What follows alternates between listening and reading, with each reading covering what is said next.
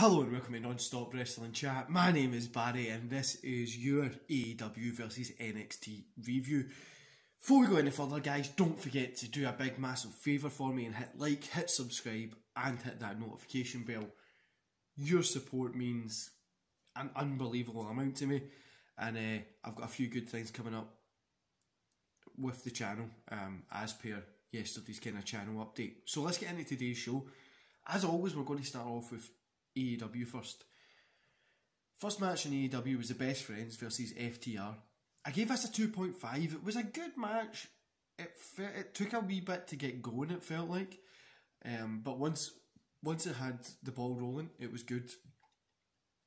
Then we get Trent and Chuck hug it out. They're kind of sad about the loss, but they understand. Suddenly Penelope, whatever the hell the guy's name is, I'm just going to call him Penn and Mario run out, and Mario runs into the ring to attack Chuck and Trent. Chuck sends Kip into Trent, who is laid out in the corner. Mario is pissed. He starts shouting in Bulgarian. Then we get Kip Sabian and Mario versus Malta and Johnson. This was like a squash match. It was just there to give them the win, give Sabian and Mario the win, and get Mario a win on TV. I enjoyed it. It wasn't a great match. I didn't even rate it, but it was good to see him get that win. And I just hope that I really hope that they get rid of the tag team. I know he's in it, and it'll probably be in there till after Christmas, but I hope eventually they get rid of that and give him that singles run, which will be much better. Backstage, we find Archer. He's beating up Moxley. Roberts taunts Moxley as Archer beats him down on top of a table. Agents come in to break it up and kind of stop the beatdown. MJF is out in the ring. He says he's accomplished more in 1 year on TV than most people have done in their entire lives. And he wants to talk to a guy who's been here for 30 years, calls out Jericho. Jericho comes out. They have a little back and forth. This segment went on a little bit too long. It achieved nothing. I get they're doing the slow burn of, will it be a feud between MJF and Jericho, or will it be he joins Jericho? And it was just like come on, hurry up, just let us enjoy either the feud or them teaming, which I think is going to be the feud, but we'll wait and see. Tony and Britt Baker was just awkward. The funny stuff just missed, but it was really just awkward. Then we get the TNT Championship match. Orange Cassidy versus Cody Rhodes. I gave this 1.5 stars, guys. It was a 20-minute and it was a time limit draw. Literally, this match here served no purpose at all. It was just a time limit draw. And yeah, I just didn't like it, didn't enjoy it. There's people out there that I've seen that's loved it because Cassidy got a draw, but I don't think he should even be in the ring half the time. Backstage, Archer and Jake are with Murray's. I honestly cannot pronounce that name at all. Jake says Archer did what he did because he could. In comes Moxley flying from the right, attacking Archer. Agents breaking him up again. We head to ringside where Matt and his family are. Matt goes on to say that he's able to start wrestling again. He's medically cleared for it. And then we have like this little thing, and then Sammy's the hooded guy. So I'm guessing we're going to keep the Sammy against Matt thing going, which I really was wishing would end, but I guess it's gone. Then we get the AEW Women's Championship match. Shida versus Big Swole. Shida picks up the win. This was just there to give Shida a win. I gave it 2 stars. It wasn't that good. Like, it was just there just to make sure Shida got the win. Nothing special. We honestly need to get a better women's division in the AEW. I really feel that they're missing, like, NXT women's division is really great, but I feel that they're missing something. They just need like 1 or 2 people that can really stand out. Then we hear Cody will face Orange Cassidy for the title in 2 weeks. This is really self-defeating because obviously next week he's meant to have a match against Darby Allin. So does that mean that they've already let slip that Darby's going to lose next week, which is going to be a pain? Then we get the AEW World Heavyweight Championship match. Jon Moxley versus Lance Archer. I gave this 3 stars. Brutal in all the right ways. Highly enjoyable match.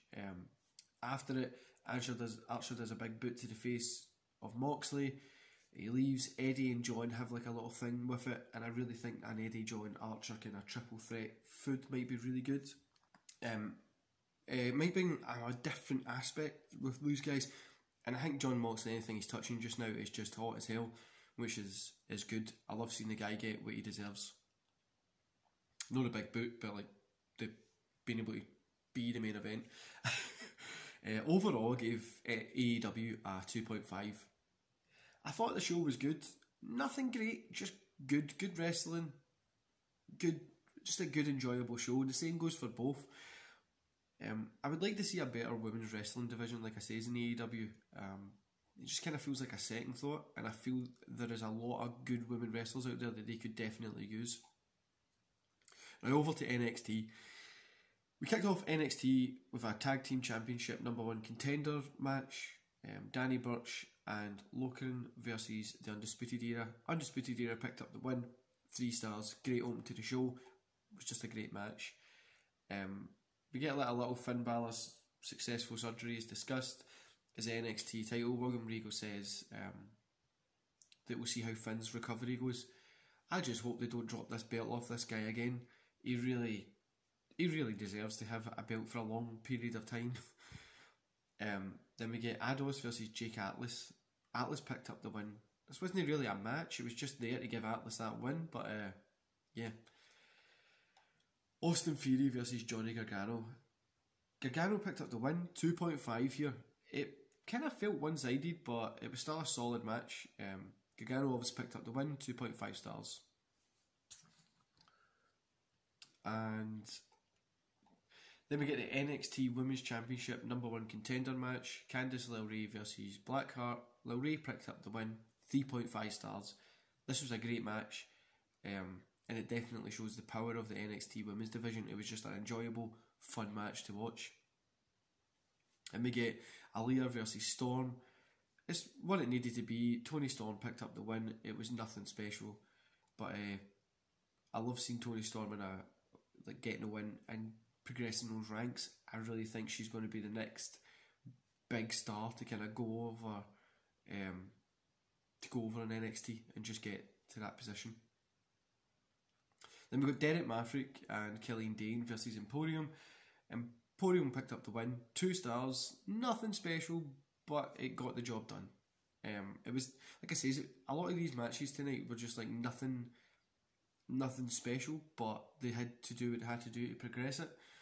The NXT North American Championship, we get Damian Priest versus Dexter Lumis. Damian Priest pick up the win. Middle of the road match, 2.5 stars. It just felt like there was something lacking within the match. After the match, but it was pretty cool. So we had Priest, he gets back in the ring to level Grimes. Then he's hit by a chair from behind on the stage by Johnny Gargano, who then adds a super kick. Candice LeRae joins Johnny as they stand over Priest. And then William Regal comes out. He announces that Candice will face Io at the Halloween Havoc, and Johnny gets his shot at Priest. However, the stakes will be higher. He brings out Blackheart, who's the host of Halloween Havoc, to announce the high stakes. The stipulation will be spin the wheel, make the deal match.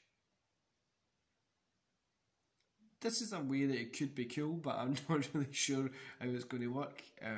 Overall, I gave this 2.5 stars, guys. The whole NXT, it's another good week of wrestling, but nothing must see.